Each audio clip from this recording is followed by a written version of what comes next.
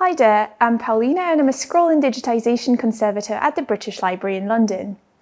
Today I'm going to talk you through the various materials you will need to begin conserving your collection items safely. Proper preservation will help you to achieve the best possible results when you come to digitise your collections for future generations to enjoy and learn from. There are a range of different tools available to achieve your conservation aims. I'll explain what we use at the British Library, but feel free to create alternatives with what you have available. Just make sure that the materials you use don't pose a risk to the collection items when in direct contact with them.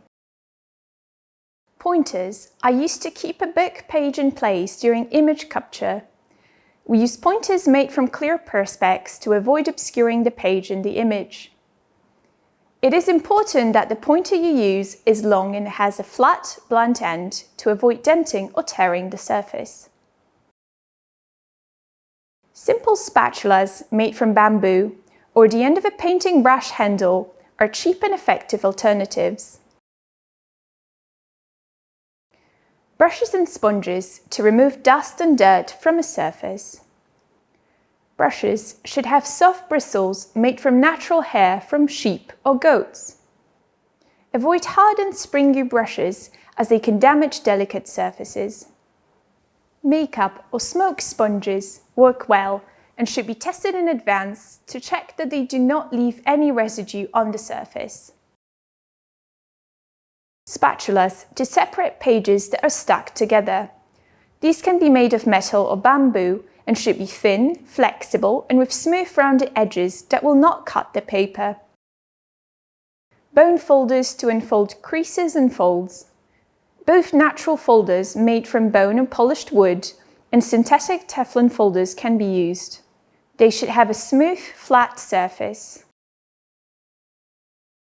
Paper and interleaving materials. It is wise to have a range of papers with different thicknesses available during your project, for purposes such as interleaving, support, and space protection. An interleaving material is a sheet of paper, fabric, or plastic placed between your collection item and your pressing board to prevent sticking. The papers that are particularly useful include newspapers, as they are cheap and can be discarded. This is useful when working with objects affected by red rot.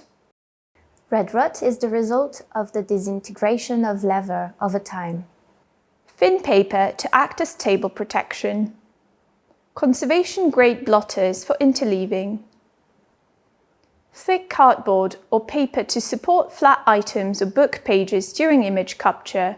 These can be used for making boxes for storage. Please watch our tutorial on how to make archival boxes on the EIP website. We also use plastic sheets and tablecloths to protect work tables as they are easy to clean. If you are working on a smooth table that is easy to wipe, you don't need to use these. Pressing boards. These can be used to flatten an object by applying even pressure on its surface. The size of the board should be similar to the size of the item that needs flattening. Depending on the size, wooden, glass or synthetic boards can be used. The surface of the pressing board must be smooth to prevent damaging the object. It is important to use interleaving materials to prevent the item from sticking to the board. Trolleys and trays are used for safe transportation of materials from storage areas to the project workspace. Trays should be easy and comfortable to carry when loaded with collection items. If working with heavy or bulky items, or when transporting items over a longer distance, use a trolley for convenience and safety. Weights are used to apply more pressure when flattening objects under pressing boards. It is useful to have a range of weights. You can use bodybuilding weights if available, or you could create your own by filling bottles and containers with sand as long as these are sealed securely. Smaller weights can be used to hold open pages or smaller collection items.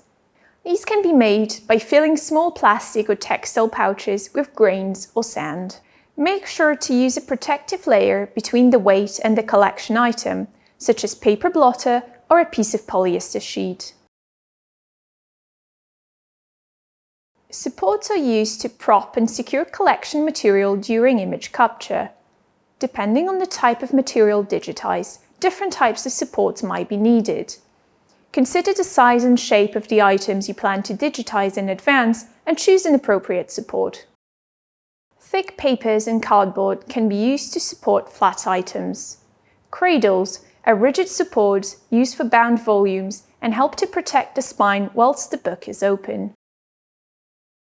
Foam can be cut into pieces and used to stabilize books and compensate for the height of the spine. Cushions are a good alternative to foam and can be used in the same way, especially for bound volumes that cannot be opened flat. If needed, you can create your own cushions with sand, grains, or styrofoam balls. Just make sure that the cushion is tightly sealed so the contents do not come in contact with the collection item. Another option is to use a rolled textile like a blanket. Finally, personal protective equipment is crucial to ensure the well-being of the people involved in the digitization project. It is particularly important when working with moldy items or items affected by red rot. Disposable gloves and face masks will help prevent allergic reactions or respiratory problems. Nitrile gloves are best as they are disposable and don't cause allergies. We don't recommend using cotton gloves as they pick up dirt and let through spores from mold. Aprons will prevent staining of the skin and clothes and will help to minimize the transfer of hazardous substances from one item to another. If your collection item does not have mold on it, we recommend handling with clean, dry, bare hands for dexterity. This tutorial is part of our online video series covering digitization, digital preservation, and conservation for the Endangered Archives program. Feel free to explore these resources at eap.bl.uk/training videos.